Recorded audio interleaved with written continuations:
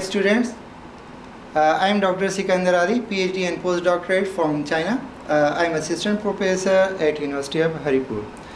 Today I will deliver a lecture on the topic Advancing Mobile and Web Development Education, Navigating the Changing Landscape, Technology Landscape, right? So let's start the lecture. First of all, I will introduce my teaching philosophy. I believe on the interactive teaching methodologies. I comprehend theoretical concept and encourage students to apply it in real world scenarios, right? I equip students with the practical skills that are essential and align with the tech industry, right? And I also incorporate many things from the current research, current industrial practices, and many things from the software industry as well, right? Okay, after introducing my teaching philosophy, so these are the specific techniques which I will incorporate during teaching the subject contents, right? So beside the ordinary or traditional assessment like quizzes, assignments, participation in the class, and the midterm and final term examination, I will also implement a semester project to test or assess your technical capability, right? So in this course I will give one semester project, and that semester project will be based on some case study like banking, library, or some other departments. So this is the second technique of utilizing case-based learning. And of course the third one is a flipped classroom model. What is a flipped classroom model? I will give you some material, class material you will study at home, and the class we will utilize for the group discussion. We will not teaching any material in the class, but we're doing a group discussion. So through flipped classroom you will learn something about the self-directed learning, something to work in a group. And of course, the other technique I will utilize is student-centered learning. I will group students, and I will also give you a time from 12 p.m. to 3 p.m. for the one-to-one meeting, and from the group meeting as well. You can come to my office and you can discuss those points which are not clear to you, right? I will also invite someone utilizing industrial collaboration and guest lecture. Of course, teaching computing and software engineering, you must have industrial collaborator. I have some industrial collaborator at Haripur like CodeQ, Giga Developer, Ranking, Grow, Sky Developer. These are my industrial collaborator, and sometimes my students go there and see what technique they are utilizing, what technology they are required, right, to hire some developer. So I may invite some industrial experts to give some lecture on the current technology which the industry are actually using, right? And of course, I will utilize peer learning and collaboration. What is peer learning and collaboration? I group students, and some are good achievers, some are the non-achievers. The good achiever teach to the non-achiever, and this is of course a very interactive technique to raise the standard of the non-achievers. So here student will act as a tutor.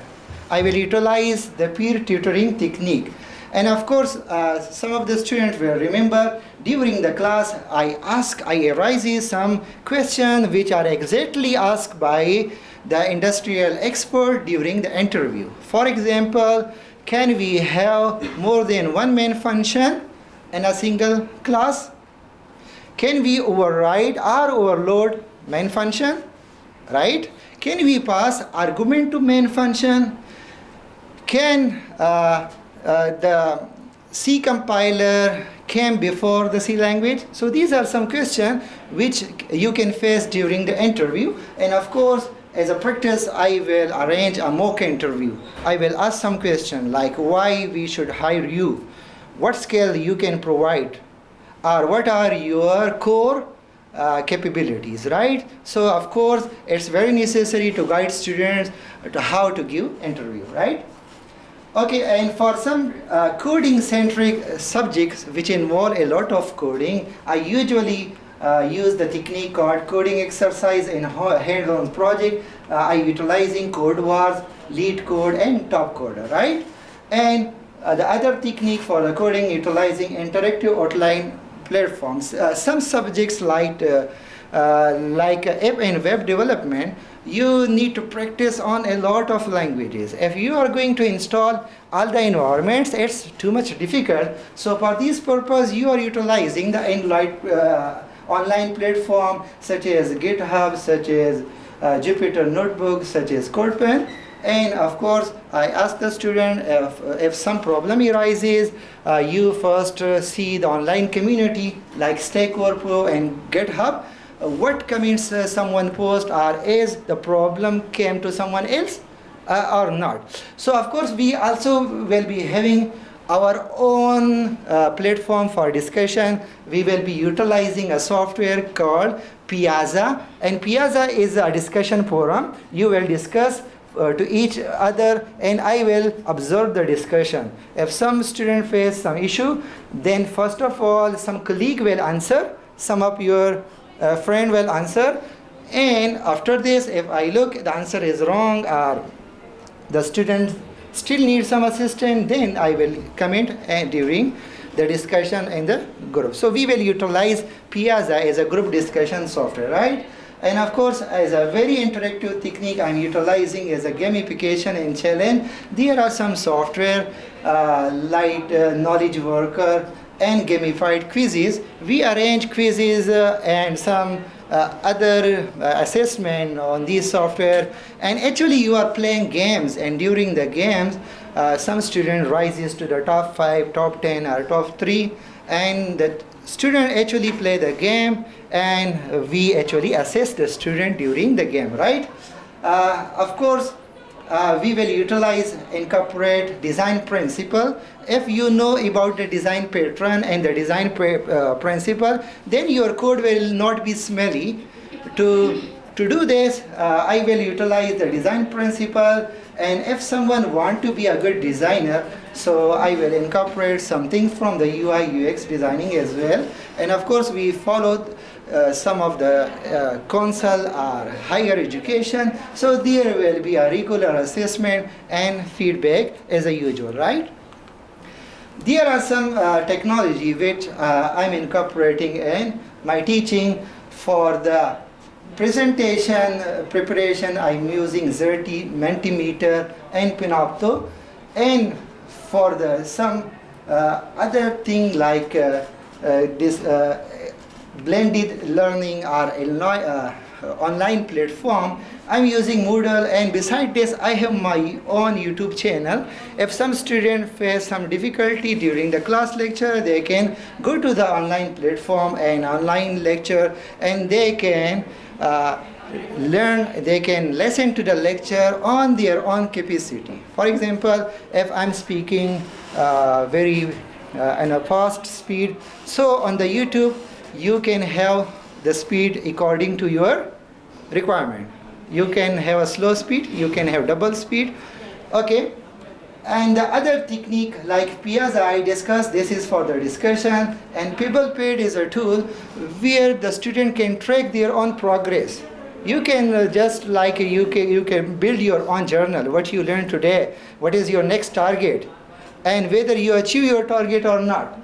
And there are some other thing that we can utilize like Slack as a LMS for online. And of course, how I will get interactive feedback on my teaching. So there are two very interesting software, Sunwood, which is very popular in China, and Omebia, which is popular at Europe. So these are the two software I will utilize, and sometimes I include some question in my PPT, and there is some option, multiple choices, A, B, C, or 1, 2, 3, and you have app installed at your mobile, and you can choose some option, and during the lecture, the student name are rising, and those who give most of the answer correctly, the name are displayed.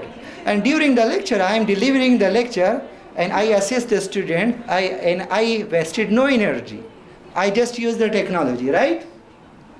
And there is some tools like Flutter, like some tool for testing, Selenium, BlueJ.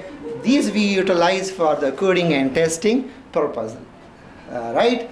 And there is a very new technique, simulation and virtual labs. Some of the university at America, India, and some other countries, they are utilizing simulation and virtual labs. Of course, at Pakistan, we not have virtual labs, but I'm building our own software as augmented or virtual experience, right? So most of the students will know some of my popular invention in the augmented and virtual reality, which I'm utilizing during my teaching.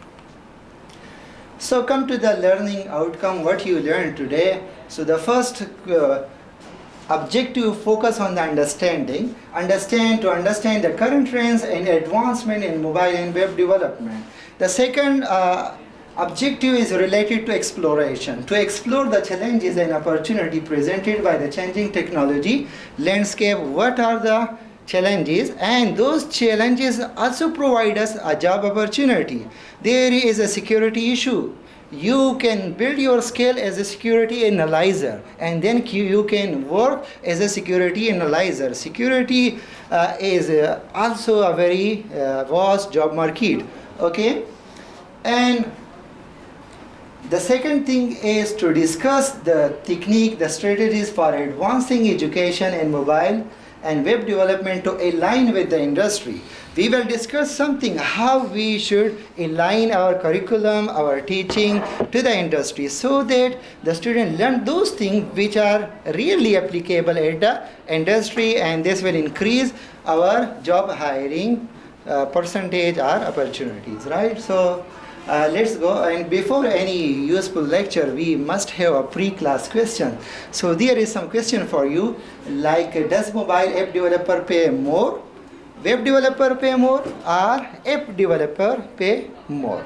So for this I will be using some technique like think, pair, and share.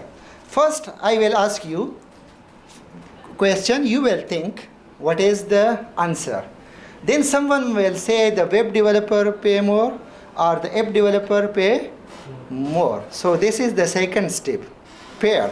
There are two pairs. One have one perspective and the other have another perspective. And then I will share my answer. What is the actual answer? So let's practice this technique. Those who believe that the web developer pay more, raise your hand. Okay, we have one pair. Another group who say the app developer pay more. Okay, so at the end of the lecture, you will change your mind, and let's complete the lecture. You will get the answer, of course, by yourself. Okay.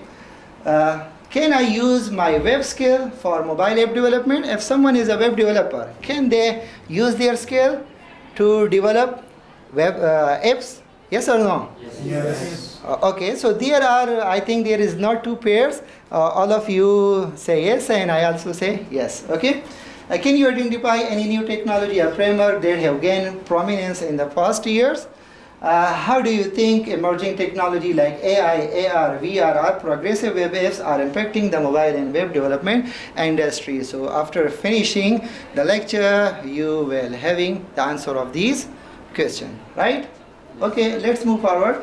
Web and app development, this is the most popular and demand area of software engineering. Of course, these are the areas of software engineering which is more demands field, and they have a huge job market. Let's get some example.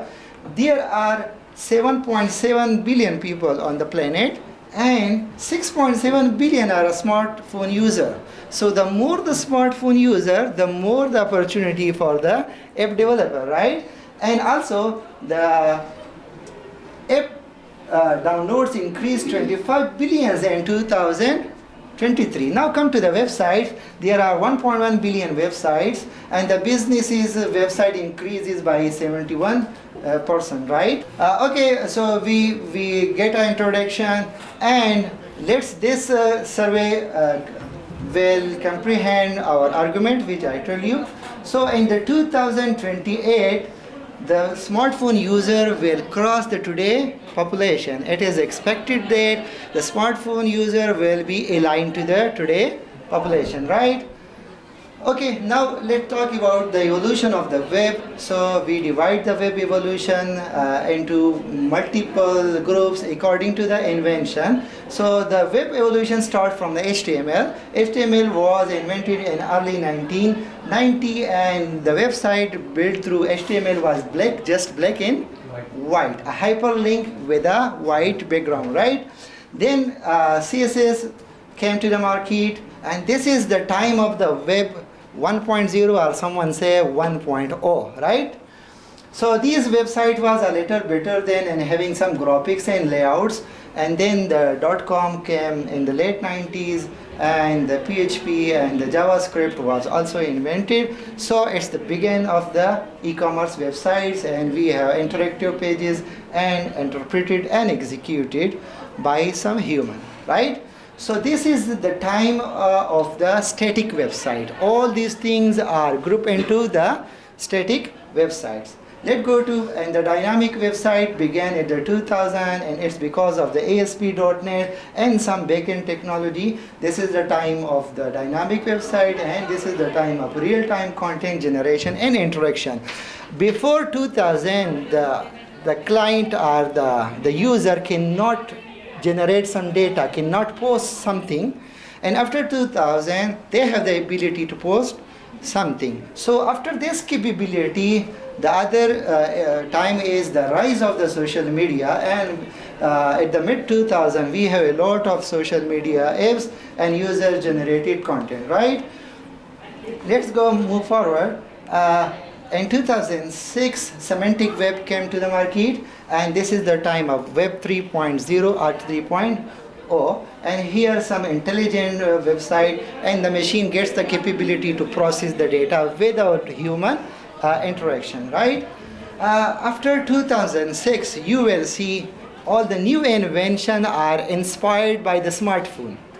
So let's see in the next slide what come in 2007, that all the web technologies and their inspiration and their invention have changed the direction, and then come again here. In 2007, the smartphone was introduced into the market by Apple, right? The Apple iPhone come in 2007, and 2008 they launched the App Store, and then in the same year the Google also launched their Android App Store. Let's come back. So in 2010, HTML5 was invented, and the website becomes responsive to multiple screens. Now we can have access to website on a smartphone or on the tablet or on the laptops, and multiple screen sizes, okay? The next invention is the problem, because the problem created, this is Android, this is iOS, this is tablet, this is computer, laptops. So there is a diversity. So to cope with the diversity, a lot of cross-platform came to the market, like Flutter, Angular, Xamarin, Corona, Mobile Angular, Ionic, and these are something which you develop the cross-platform application, right? This is the time of the progressive web apps. Now the websites are accessible on the smartphone as well, right? And these we call the hybrid platform and the hybrid approach. So let's talk about the future. Now if you see, it's a time of IoTs, it's a time of artificial intelligence, it's a time of big data, and it's the time of brain-computer interaction. So the future web will be, of course, I think by myself, and I give them the name intelligent web. The future web will be intelligent, and the machine will have the ability to understand and interpret human languages. We will give command to the machine in our natural language, right? Our mother language. So if this capability is accepted by the machine, then the web will convert it into web 4.0, right? Okay, let's talk about, we already covered 2007, the birth of the smartphone, the birth of the Apple Store, the birth of the Google Play Store. In 2010, the Microsoft also came to the market, and they also launched their Microsoft Store, but they are not so successful. What is the unique feature of these? unique features of the Apple Store or the iOS apps are its quality and security, right? And the unique features of the Android are flexibility and diversification. Anyone can having app and they can post on the Google Play Store, and of course you have access to their architecture and everything is open, right? What is the unique thing in the Microsoft Store? They give a dynamic and unique experience. They launch the apps on their tablet environment. And 2011, the Amazon also come to the market, and for their device Kindle Fire, they also launch something like App Store, which is called Amazon Store, right? Okay, in 2020, the app and the App Store, Play Store diversification started, and millions of new apps were posted into the Play Store and the App Store after the COVID. All the things converted to webs and apps and all the things going to be online after the COVID, right? So now we have AI chatbots, now we have AI assistants, now we have IT-based connectivity, location access, and a lot of things, and smart watches and wearable devices, smart glasses, we have camera, we have Wi-Fi, and your glasses, right? So this is the rise of the augmented virtual reality IoTs, and the future apps will be inspired by these new technology. If we learn this new technology, we will be a good job market, and we can work in a very well-known organization if we have these skills, right? Okay, let's talk about the evolution, how these evolution occur. So the first driver is the mobile operating system. Before, the mobile operating system was not so good in terms of the security, in terms of the efficiency, and in terms of some other things. Okay, so today the mobile operating system gives access to you gesture-based access. I can open my iPhone through my face, through fingers. You have a lot of things to access your phone. And the smartphone evolution, some of the processor, like this processor, have the equal capability of the processor of the some laptops, right? So the first driver is mobile operating system is smartphone. The second driver is the shift from the 3G to 4G technology. If we not have, let's suppose we not have a fastest internet, then there will be no augmented reality, there will be no virtual reality, there will be no cloud platforms, because from cloud to load a lot of data, it will take several hours, and we as a smartphone user or as a computer user, we cannot wait too much, right? Okay, so the next driver is the first is internet connectivity, and now they support AI. A lot of things. We have developed one robot for the smart agriculture. They took pictures, send a picture to the device confirm the disease, and then recommend spray, and the automatic robot can do spraying. So if the internet is not faster, they will capture some picture, will send to the device, and the device will respond next day. Then who wait for next day, right? So the next shift is the first internet, and now the other thing is the cloud computing and big data analytics. Now the machine can process billions of tokens. Let's talk about the ChatGPT. It is trained on the billions of tokens and took several days of training, right? So we have a lot of big data processing capability by machine now, and we have large language models like ChatGPT is a large pre-trained model, right? Okay, and the next is the expansion of the IoT. Now we are living in the environment of IoT. A lot of sensors are around us. You can on your AC from remotely from anywhere, right? And you can do a lot of things remotely now because of the IoT's devices and the IoT sensor. These are some rapidly technology advancement, and they of course pose a new opportunity. What is a lesson for us as an educator? So as an educator, we should incorporate all these new technology into our curriculum. We should be ready, we should learn those things, we should teach those things to be ready for the job market, right? Okay. Next one is the evolving tech landscape and its opportunity for a developer. So, of course, there is mobile apps development diversification. Millions of apps were posted into their platform like Apple Store and Play Store, right? And this is the rise of social media. You know, everyone is busy on the social media. This is also opportunity for us. You can build new social media apps and new social media platform because social media is popular. If it's not popular, you will invent apps and no one will use it. Because of its popularity, this is also opportunity for us. The next one is the adoption of wearable devices. Now you can do something, some research, develop something related to the smartwatches, wearable devices, like to use in the healthcare. Now you have glasses, like we do some experiment to deal with the autism disease, or the child syndrome or the child disorder. You see some disordered childs and they can only interact with their parents, no one else, right? So we do experiment or use a technology called deepfake, and we train the model on their parents' images, and they have the glasses, and the glasses convert everyone's face to their parents. They will interact with you and the glasses will send a message to them. In front of them is their parents only. So now the disorder child can learn.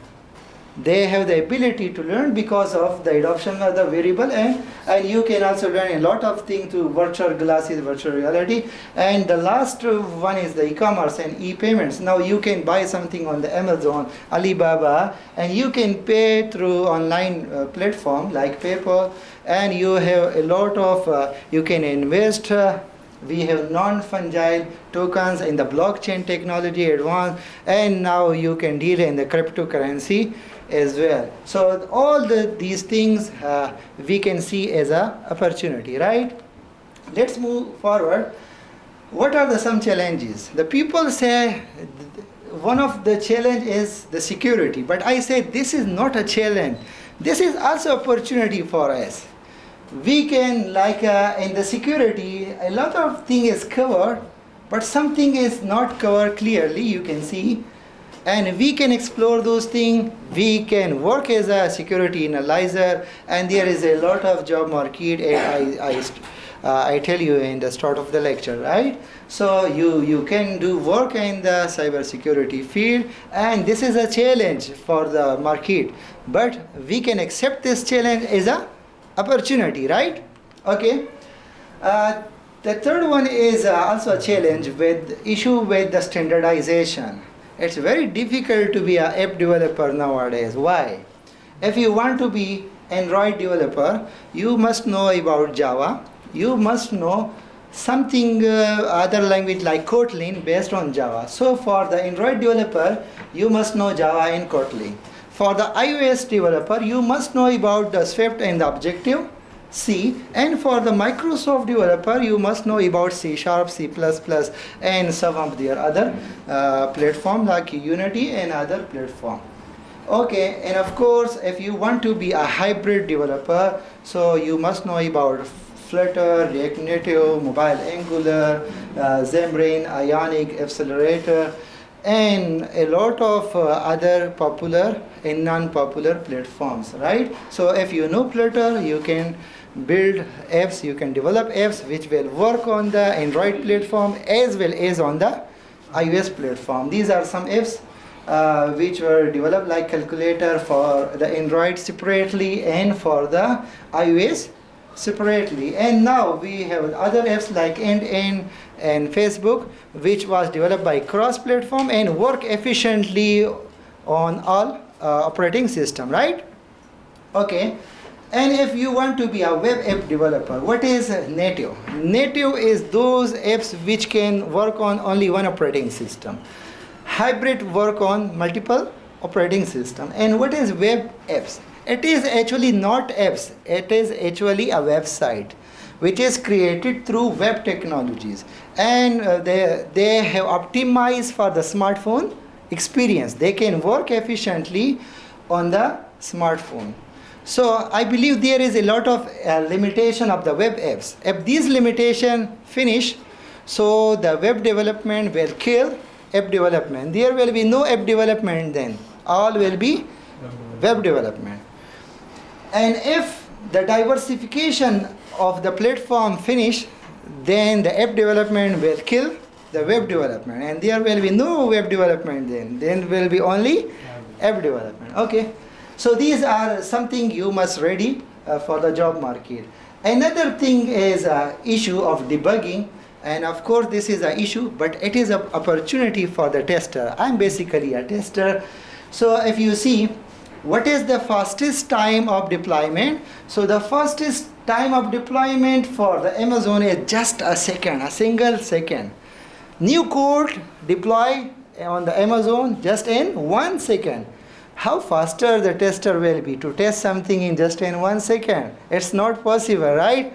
So of course we go to the other technology like MIT's minimum essential testing or automatic program repair. I submitted a joint proposal of HEC, Pakistan Science Foundation and Natural Science Foundation of China, up to 20 crore project. I submitted a proposal and I'm lucky it's still under review, not rejected till now. Okay. Okay, let's talk about the career path. There are 2.6.85 billion market value of the app development in 2010. It increases to 228.98 billion in 2023, and the 1 year growth is 13.4%. So of course it's a great opportunity for us to act as a app developer and to choose this career path, right? This is the actual pay, which you can, average pay at United States, which you can get for one app. And this is the pay which you can get for one website. So of course, we have the answer that the app developer earn more money than the web. But the app development is very difficult. You need a lot of skills. And for the web development, you need just HTML5, CSS and JavaScript, and the backend side you need some backend technologies, ASP, PHP.NET and some databases, right? Okay, the job opportunity was in 2022 25%, and the job opportunity in 2024 is expected 27%. So the web are also increasing by 2%, right? Let's talk about what apps are more popular. So the first one is the games, and the second one is entertainment. 50% of our earning is from two fields, entertainment and games, which are not considered in Pakistan. I usually encourage students to develop some games. You see behind the class, one of our students developed a game on gesture-based games. So US earned $1.68 billion from the game development, right? This is what the US earned from 1.6 to, or some survey they mentioned $1.68 billion only from the game development, right? So it's also a huge technology. Let's talk about the wearable technology. The US earned 3.92 billion from the wearable technologies and their associated apps, right? Augmented reality and virtual reality. There are 180 million users of augmented and virtual reality in the United States and 2023, right? Okay, now the most important question, and of course we are near to finish the lecture. What skills I should develop to be a app developer? So for the native, you must have a skill of Java and Kotlin. For the Android, Objective-C and Swift. For the App Store, iOS developer, and C# for the Microsoft, right? Beside this, if you are not a good programmer, you can be a designer, or you can be both designer and, if you want to be a designer and a developer both, so you must have some designing skill like Adobe, Squarespace, Wix, Dreamweaver and Figma. Of course, only Figma you can do the work. But if you have multiple skill, you will having many job opportunity. Okay, and of course you have cross-platform. There are many cross-platform like Flutter, Dart, Angular, Xamarin, and as the new invention is the MunStack. MunStack combined. Like they have MongoDB as a database, they have Express as a designing tool, they have Angular as a development tool, and they have a JavaScript as a scripting or communication language or something to interact between. So one month stack you learn, you can having many skills. So this is very emerging, and of course you have a backend skill like database framework, hardware interaction, Oracle, ASP.NET, PHP, or something else. And the last is you must have idea of the app security and portability, right? How the app can switch from one platform to another, and how you can make your app secure, right? Now the question is that if you want to be a web developer, so you need a programming skill in HTML, CSS, JavaScript, knowledge of version control like Git and dip. Dip is a tool if you want to correct some bugs and you increase the bugs. Sometimes you increase the bugs, right?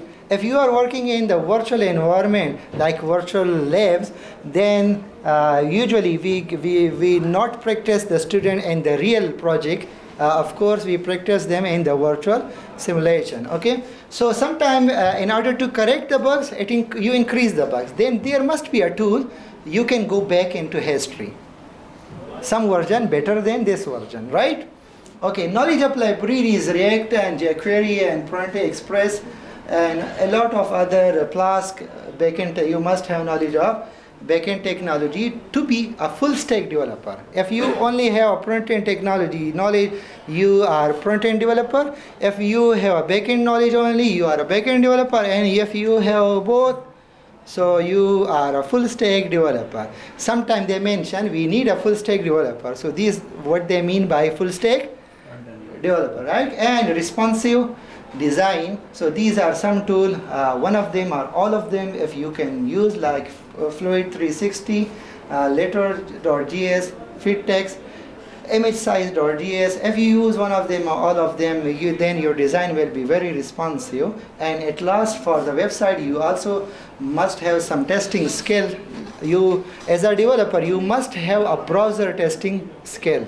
This is a very basic testing skills in order to prevent some bugs and error.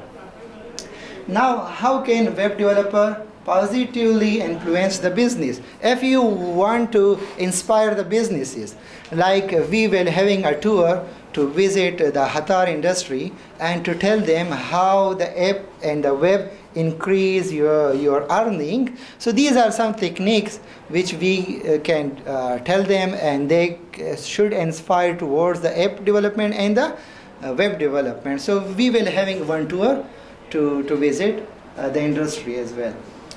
Cost effective. Web development is cost effective. You see the cost of the app is higher than the web. Wide audience reach the website user is any website can also be accessed nowadays on the smartphone. Easily maintenance and updates. Compatible across devices. You can access website across multiple devices. And search engine optimization. Search engine optimization is better in web as compared to app, right? So now we compare the app to the web. App having enhanced user experience. Some website you access on the web, web as an app, so there will be something which will not work.